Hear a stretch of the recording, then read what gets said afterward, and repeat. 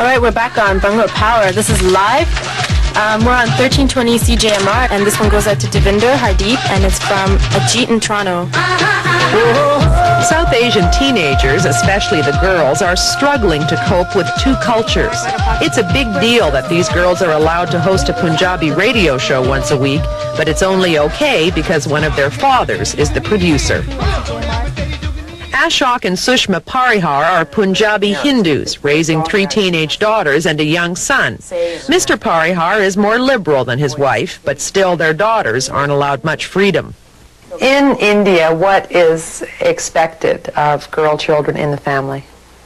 Be a good girl, be a good daughter, be a good housewife, be a good mother. That's what they are telling us, teaching us. And that doesn't go only for the girls, it also goes for the boys too. It's mostly for the girls too. Yeah. And boys are supposed to respect their elders, elder brother, uncle, and so on.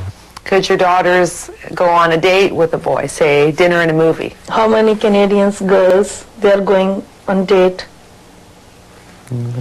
At 16? Or at 19? 16? Almost everybody. I don't think so, no.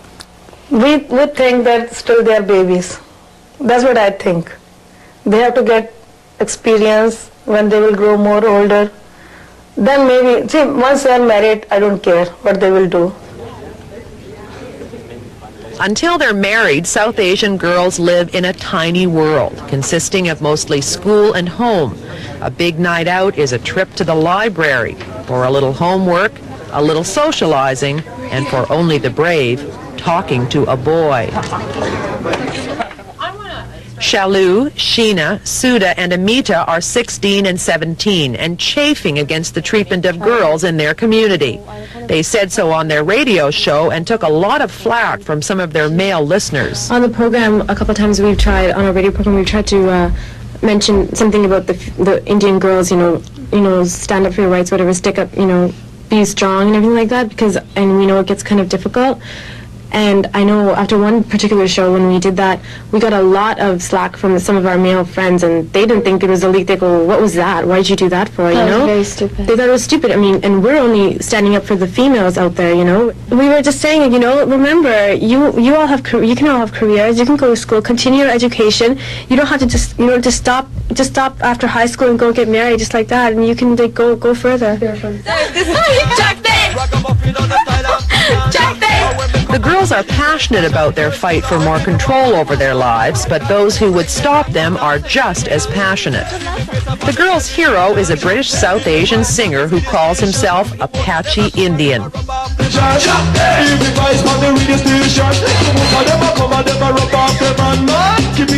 Apache writes in a kind of South Asian patois about controversial subjects such as arranged marriages, alcoholism, interracial sex, and the caste system.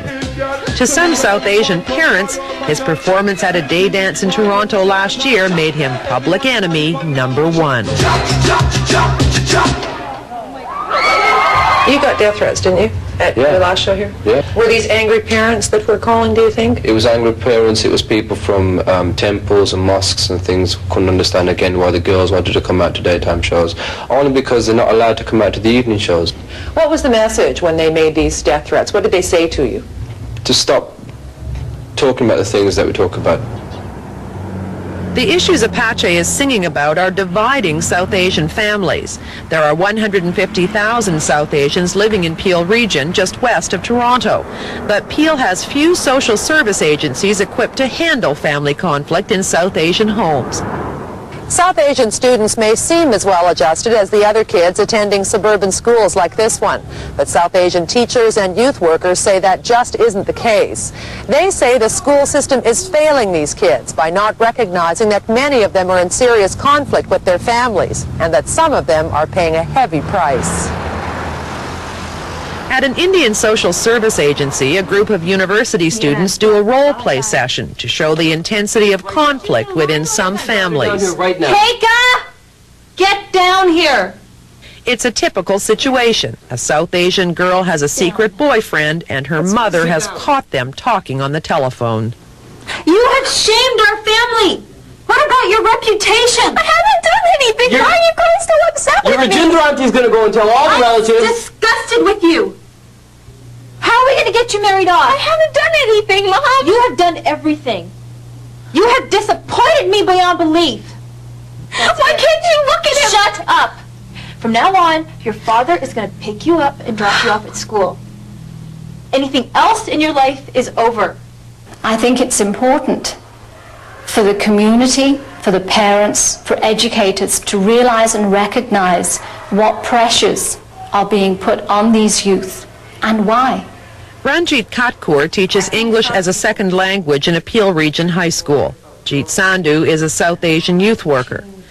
Both say that South Asian girls who disobey their parents may face brutal punishment. The last resort, or the first resort, even in some cases, as far as parents are concerned, is violence. Beat the kid, and maybe they'll learn not to do the same thing the next time around. And you're not talking about spankings. You're talking about... This is abuse, where there's blood, broken bones, bruises like that last for weeks. What was the worst thing you ever heard?